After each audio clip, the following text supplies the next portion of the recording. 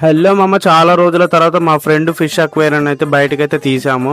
ఎంత ఖరాబ్ అయిందో చూడండి, ఎలా అయిపోయిందో. అంతా గ్రీన్ గా అయిపోయి పాకురైతే పట్టేసింది. ఫస్ట్ ఈ అక్వేరియాన్ని తీస్తున్నప్పుడు నాకు ఏమనిపించింది అంటే,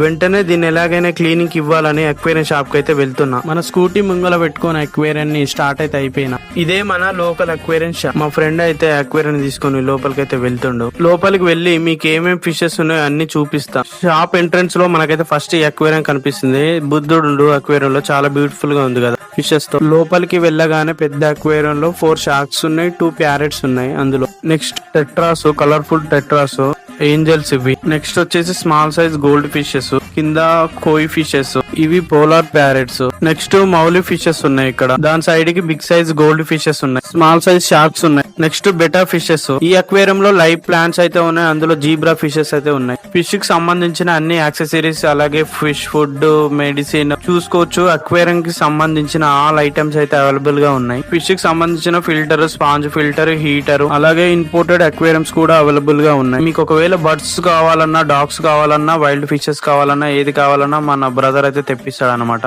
ఈ అక్వేరియం మొత్తంలో నాకు బాగా నచ్చిన ఫిష్ అయితే ఇది ఫ్లోరాన్ ఫిష్. చూడండి ఎంత ముద్దుగా ఉందో.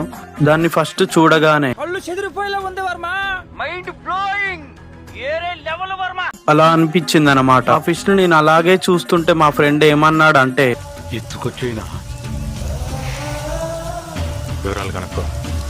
అలా అన్నాడు అనమాట. ఆ ఫ్లోరాన్ ఫిష్ ని మేము కొన్నామో లేదో నెక్స్ట్ వీడియోలో చెప్తా. ఒకవేళ మీకు ఫ్లోరాన్ ఫిష్ ఇష్టం అయితే కామెంట్ చేయండి.